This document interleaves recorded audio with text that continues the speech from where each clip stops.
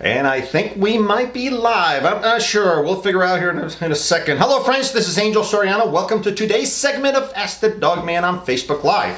So, as you know, this is the show where we offer solutions to your canine behaviors. And today we're going to offer a lot more than that. We have a good friend with us. Which means, by the way, since this is a live show, that anything can go wrong and typically does, and it probably will. Okay? So, to that effect, anybody out there, if you're there, just send us a thumbs up, send us a little heart, something. Let us know that you can hear us. If you cannot hear us, we're going to continue to repeat ourselves until you do. Okay, so anyway, we have no other way of knowing this. So That's right. Anyway, we'll just be annoying to everybody. So today we have Dr. Terry Wood from Mustang Veterinary Hospital. Welcome. Thank you. This is great. Appreciate this is it. great. I'm glad you're here. We're going to talk a whole bunch with him. We have so much to talk about. I have several stories that I want to tell about the good old doc here. We go back a few years now. He's been taking care of our dogs. Anyway, he's got an interesting twist and turn on health care, if you may, or health for animals, a holistic approach that I really want to talk more about. So before we start, though, let me explain how you can play this game, and that is you can engage us and Dr. Wood here by simply putting something in the comments section that says you want to ask a question. Just ask whatever that is, and then our producer James will get to it. He'll tell us about it. He'll align it. We'll be able to read. We'll do something, and then be able to. We'll set him up, right? Sure. Whatever question comes up, we'll get Dr. Wood to answer. So ask away. As a matter of fact, ask a regular medical question, not even a veterinary question. Let's see if we can stump him. So anyway, do it now. Start thinking of your questions. Put them up. So again, I mentioned that Dr. Wood has a holistic approach to medicine that's really refreshing. I'll tell you my story here. I became a real believer of this a while back, and we're talking 3 years ago maybe, with our dog Diva, who's a German Shepherd, as you know. Anyway, she damaged herself. We didn't know what was going on, and after an MRI was done, we confirmed an ACL damage. The only option that we heard at that time from other folks was we need a surgery, etc., etc. And anyway, my wife, I'll give her all the credit. I have to. That's fine. So anyway, she wanted more, and she called you up and brought her in. And all of a sudden, we were introduced to something called light therapy, which was brand new to me, by the way. And I'm an old dog, and I think I know a lot, but I didn't know any of that. Anyway, so talk about light therapy, because the end story of this thing is that Diva is fully recovered. You were just throwing a ball with her here. This has been going on for 3-4 years now. She's been fully recovered. She's phenomenal. Never had a surgery. She did, your process, and she recovered. I think it was a 4 to 6 month process that you did this. So talk more about it and tell people about light therapy. Well, I think the biggest thing when you're talking about this form of holistic medicine and the photonic therapy, the light therapy, is that in Western medicine, they place everything on how things look, whether it's an MRI, an X-ray. Western medicine, that's how I was trained, says that function follows form. In other words, if you correct the form with surgery, then it will automatically work. Well, the Eastern thought is the completely opposite of that, because they feel that form follows function. They really don't care what it looks like. Right. I mean, right. Sure, if the back is broken like that, that's not good. That needs to be repaired. Right. But I've had pets that had terrible X-rays that were running everywhere they went, and pets that had great X-rays that could barely walk. So and it took about 15 years in practice, and then I was introduced to a veterinarian from Australia who developed this red light therapy, and he basically uses the principles of acupuncture. We use a red light, 660 nanometer light, and it affects the brain, which then causes changes to occur within the body. And it's really, sometimes I still feel a little funny doing it. It's like, why are you doing this? But we've had many dogs that were paralyzed that are walking today, and that's what I used was light. We do the ACL. Of course, we'll incorporate MSM as a nutritional supplement. We can do adequate injections also. But, if the owners are patient, many times, and if they're really bad and they need that pet to function, I will refer them to a board-certified surgeon, but I've only had to do that a handful of times in the last 25 years. Most of those guys will heal if you give them a chance. So is it a severity thing? If it reaches a certain severe state, it may not work? Yeah, it is, because, the further because I'm a guy, So, the fan is either all the way on or all the way off. My wife tells me that's incorrect. I don't believe her. No, it's called logic. It's Right. either a 1 or a 0. Right. But it's the same with ACL or other injuries, is that they can be very minor. And classically, one of the things you can see is the toe tapping. I mentioned it to you. Right. In fact, my helpers get a little, with me. It's like, well, take your time, doc, but don't miss that torn ACL, because they have a very characteristic walk. They want to put their foot down, but then they bring it up because it hurts, and you'll see them toe tapping, and of course we'll check it. But yeah, we've had really, really good success with that, and we avoid the surgery, avoid a lot of cost. It's really a good thing. Sure. And is this similar to the light therapy that it's done on horses, or? Yes, it's same principle, because I've done that for quite a few years now also, and yeah, it's really, really good. Yeah. That's excellent. That is excellent. I tell you, it's just our own story here has been incredible. It's just, to see her recover that quick. And by the way, I forget personally how bad her ACL was from the MRI. I just don't have that data point in my head right now, but I can tell you that her physical ailment was bad. She favored it 100%. It was catastrophic to us, of course, but we're the owners of the dog, so everything was catastrophic. She was toe tapping pretty good when she came in. She was not doing well. So anyway, that was kind of a touching story, and I wanted you to talk about it because to me it was new. It's probably not new medicine in your world, but to me it was new medicine because all I knew was the knife at the time, right? Right. And I knew that she was in for a long recovery of crate time. When they do that, you have to crate them 100% of the time, etc. Right. So anyway, it was phenomenal. So I'm still very, very thankful that you did what you did, but I just wanted to get some exposure, make sure people knew that there's other options to this type of work. So, thank you. Do we have any questions yet? We do. Cool. Jamie asks a behavior question. Okay. How do you address a dog that is obsessive about moving wheels, like bikes, strollers, balls, wagons, vehicles, etc.? So how do you address? I would imagine, how do we curb? Maybe that might be the question. That's a really good question. Obsession in dogs is caused by many different reasons. One of them could be repetition. It could be that this dog ended up, playing a game over time, and the wheels are part of the game, or it could be just obsess over time.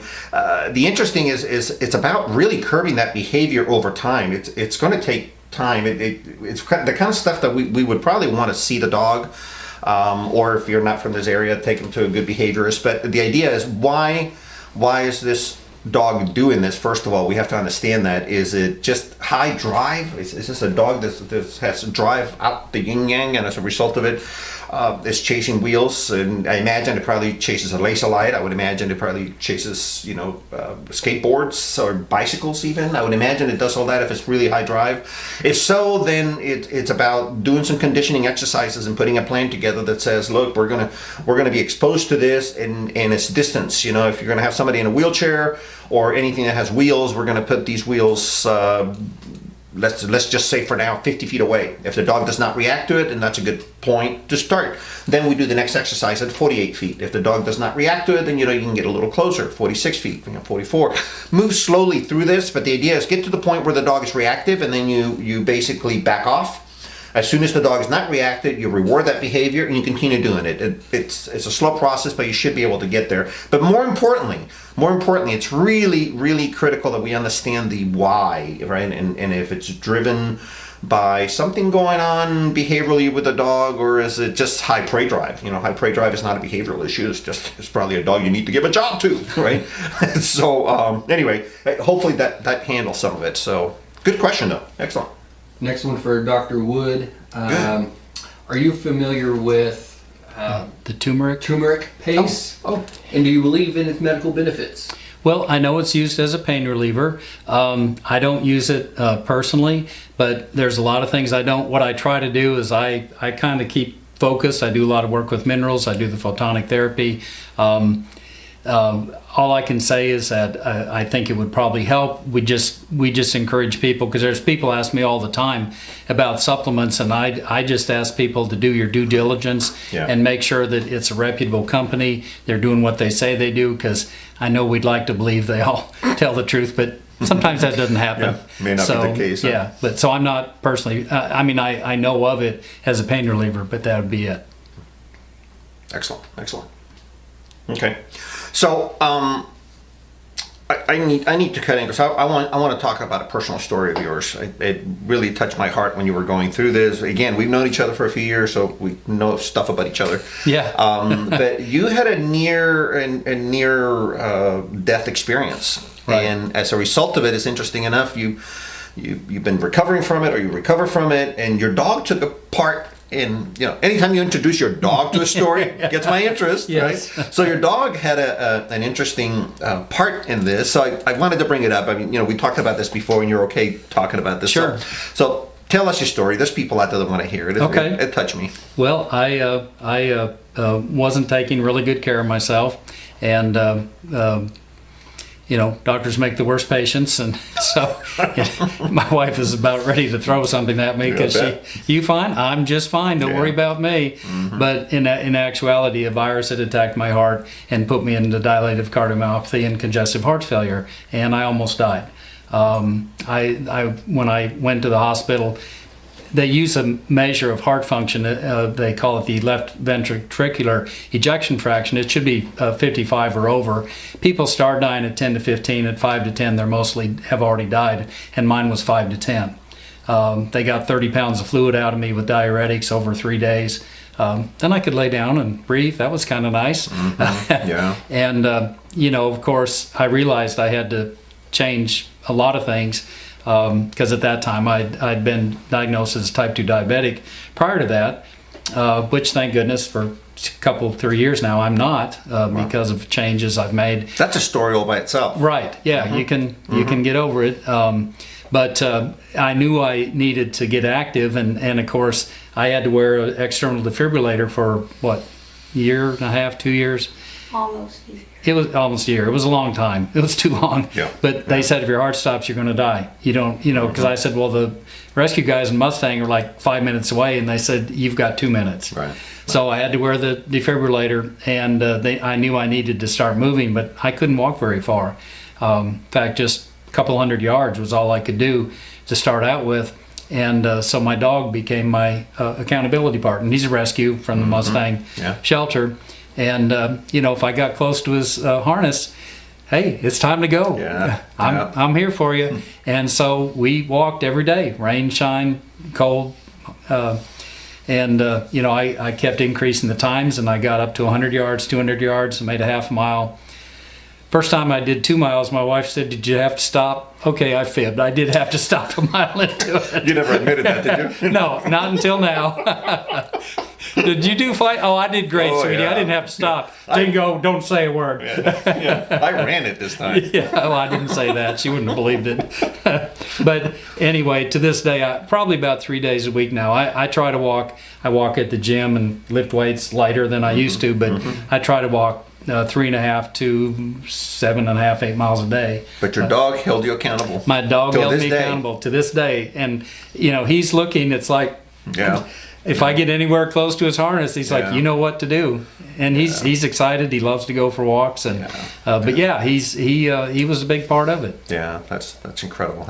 It touched me then, and seeing you at the OVMA show a couple of times. Actually, every year we see you there. Yeah, that's right. So we've seen you through that recovery too at that point. Yeah. So it's great. It was good that there was a dog involved in his life and not a cat.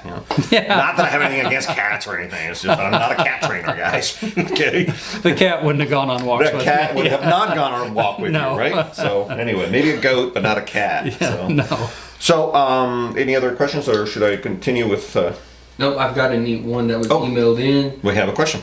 How often should I clean my dog's teeth? Is there a holistic approach to doing this? Besides bad breath, is there a downside to not having them clean?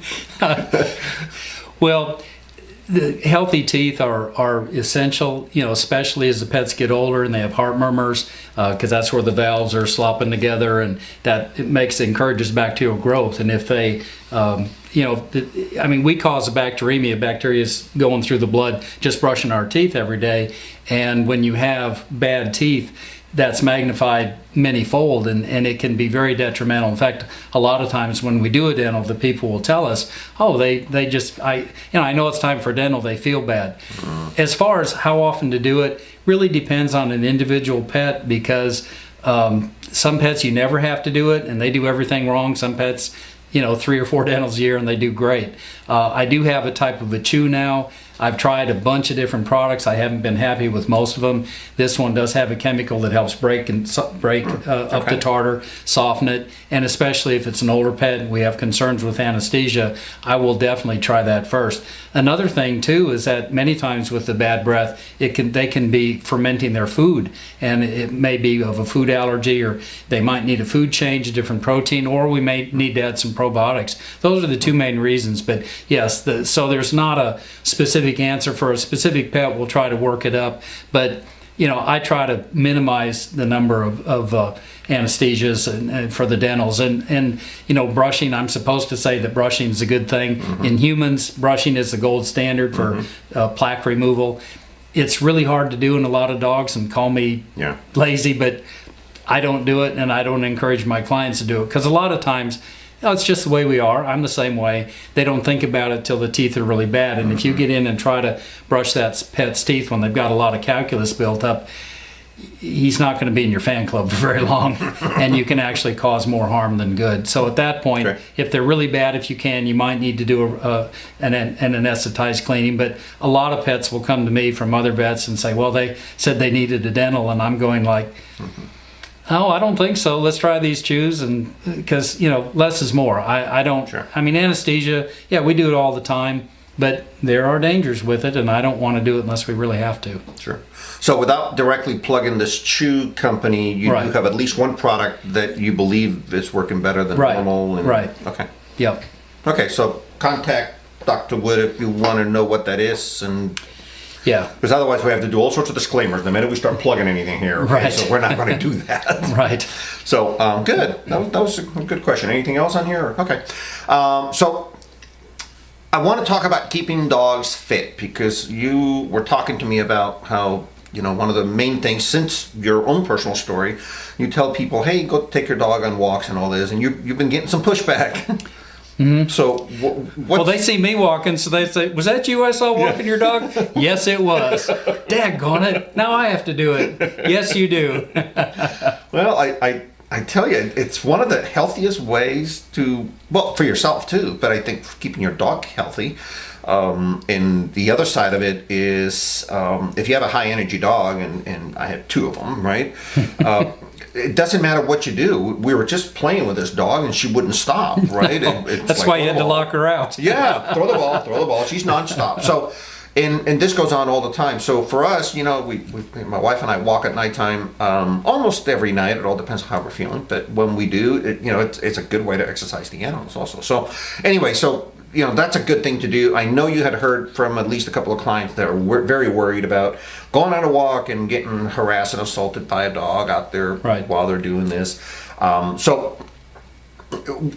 rightfully so. We've had a couple of things in the media not too long ago, about a year ago actually. There was a lady here in the northwest part of Oklahoma City that was brutally assaulted by 2 loose dogs out on the street, and she ended up giving her life, along with her dog gave her life to this assault. But anyway, things could happen. There's always a loose dog out there, but there are some precautions you can take, and I'll tell you my first input on that behaviorally is the following. One is we have a 5, maybe 6 minute video that we put together on avoiding dog bites out, while you're on a walk. Just if you go to our YouTube channel, look for it. It'll be in the top 20 there as far as views. Okay, it's getting a lot of traffic out there. People are liking it for the looks of it. So go watch it, because it's going to give you 6 minutes, maybe tops, of how to do this without hurting yourself or hurting others.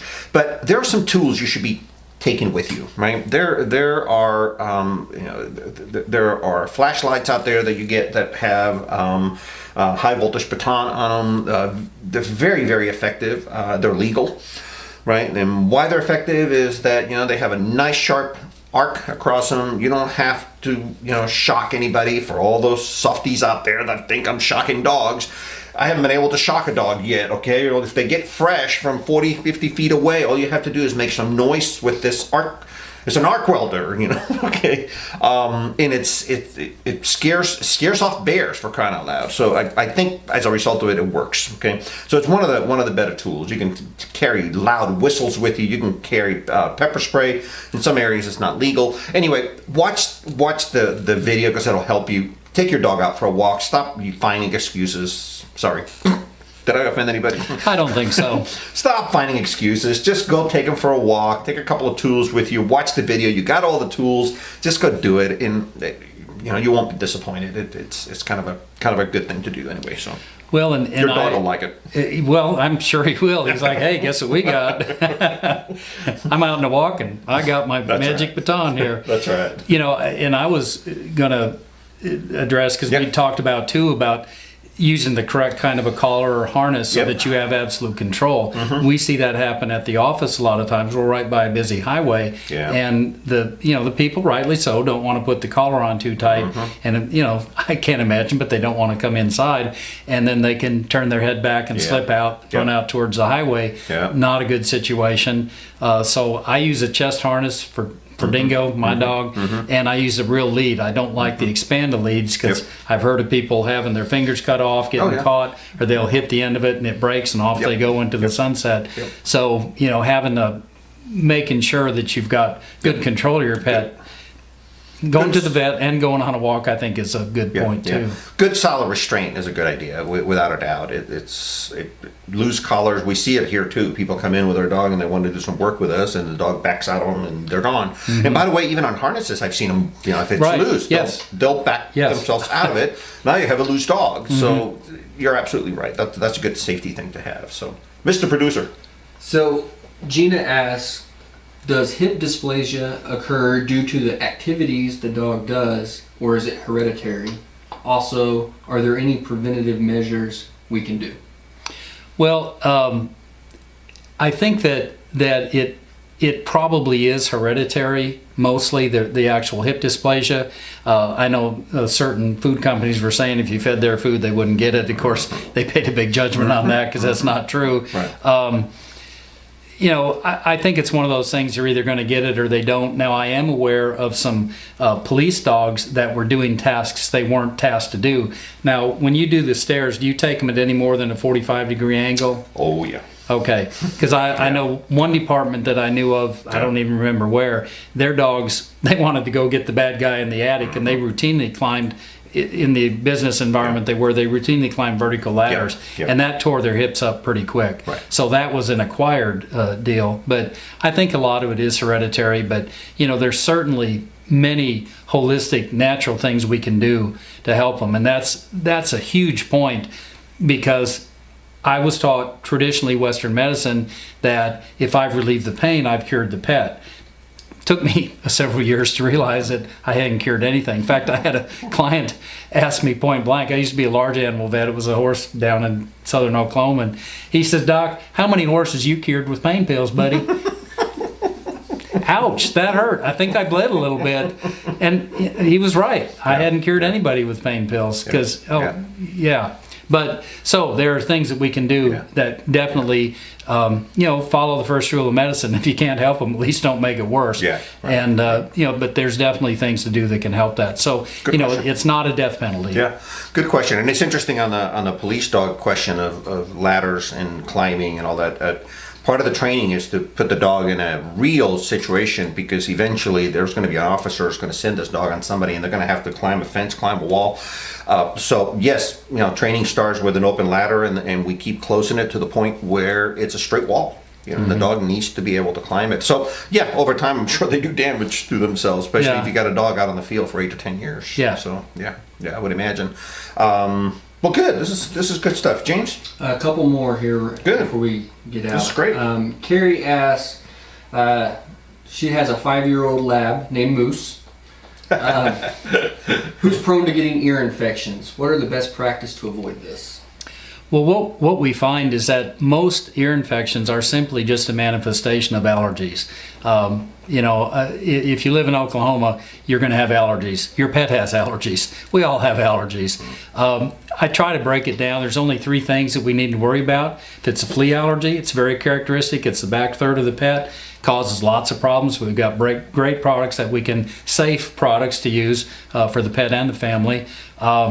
Second one is the seasonal or atopic allergies, and those are characteristic because there'll be weeks and months where the pet's completely normal. But then August 15th, first day of ragweed season, they're having trouble. And then the third most common one is food allergies, and that's a huge one there. And of course, I recommend grain-free foods, no corn, wheat, soy, dairy, or fish, unless the salmon's been hydrolyzed. But and the reason that I'll get to the point, is that the pets get allergies just like we do, but instead of the upper respiratory stuff we get, pets will get one of all 3 things. They lick and chew their feet, they have chronic ear problems, and their anal glands fill up. That's the canary in the coal mine. I don't know how many clients have come in and said, well, nobody's told me that's why he's dragging his butt on the floor. And it's like, well, that's the canary in the coal mine. If he's dragging his butt, he's got allergies. But then again, we live in Oklahoma, so we know we have allergies. Right. So they're, and that's one of my pet peeves. When I treat them, we need to address the allergies, address the food. We're going to look at the whole pet, hence the term holistic. Got to try to practice what I preach. Many of the products out there have steroids in them, and steroids will suppress the immune system to the point where they will stop the itching. But in essence, you're fertilizing either the bacteria or the yeast that's growing in there. So they'll say, well, if I put this ointment or drops in, the infection's gone, but as soon as I take it away, it comes back. Well, you're fertilizing it. So I will primarily, rarely you may have to use a steroid to cool something down, but if you address the causes of allergies, treat the ear appropriately, and if we need to, we'll do a swab where we can diagnose, treat based on what we see. Is it a fungus? Is it a staph infection? We can treat with oral antibiotics, treat it topically with something without a steroid, and make some progress. But I don't know how many times that, if we properly address the allergies, the ear infections go away. That's great. That's a good question, Carrie. Very, very good. And we know Moose well. We know you as well. So I'm glad you asked that question. How are we doing on time, sir? One more question. One more question. Let's do it. And then we'll be good. Okay. Denise asks, it's kind of a twofold question here. How do you correct counter surfing when they don't do it when you're around? And then she asks, how would you discipline? Okay. So, Denise, that's a good question. Typically, dogs get really wise, and that's probably why your dog's doing it. You have a smart dog, probably not doing it while you're watching. So, a couple of things that I would do is that I would find the opportunity to set the dog up. I would set up a phone. Everybody's got 2 phones, right? Get your husband's phone, put it near where the dog is at, set him up, put your little sandwich or whatever you want near the edge of where this dog may go. And then, pay attention from a different room, from a different part of the house, and see if this is happening or not, and then have an interruption word, stop, off, whatever your interruption might be, and say it the minute this dog starts sniffing it, right? I want this dog to think that you are magical, you can see everything from across the house. So do this repeatedly. If the dog doesn't react to an interruption, then it means you need more training with this dog, and my input would be, go get some real basic training on this dog that understands what you mean when you tell them something. But once they know that, it's going to be about interruptions. You can do it with cameras. If you have an extra, sometimes people have baby cameras and they can do that as well. But the point is, start setting the dog up in that sort of way. Put something on the counter, walk away, do it that way, repeat it. If it's getting better at it, you may even be able to get further and further away from your room or from the kitchen, wherever this dog is causing all the crime. So anyway, I hope that helps, Denise. I think we're out of time, Doc. Folks, thank you for tuning in to Ask the DogMan. We do appreciate you being here with Dr. Wood and myself. This has been a wonderful opportunity. Thanks for having me. I appreciate it. This is good. We got to do this again. Would you come back? Sure. Cool. We'll pick different subjects. We got plenty of them to talk about. Absolutely. So look, we've answered your questions today, at least some of them. I'm not sure if we got to all of them. So this is the part of the program where we get to ask you a question and you help us out in the comment section and give us an answer. But this time, the good old doc here has a question for you. So post them your question and then they'll give you an answer on the comment section, and maybe it's a fruitful one.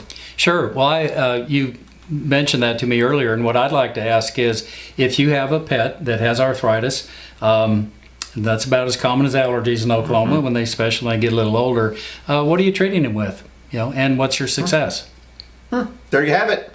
Put it on your comment section and help our good old doctor here and see how that works. Our next show is going to be on March the 13th on a Tuesday at 6:30.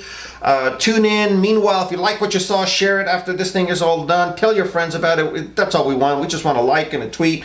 Got any more questions relative to medical stuff? Get a hold of Dr. Wood. How can they get a hold of you? The office phone is 376-1320, or I have a website, terrywooddvm.com. They can call and leave a question there. There you go. Now you have it all. This is Angel Soriano, aka Dogman, and Dr. Wood barking back at you. You asked, we answered. I'm glad you're here. Oh, good.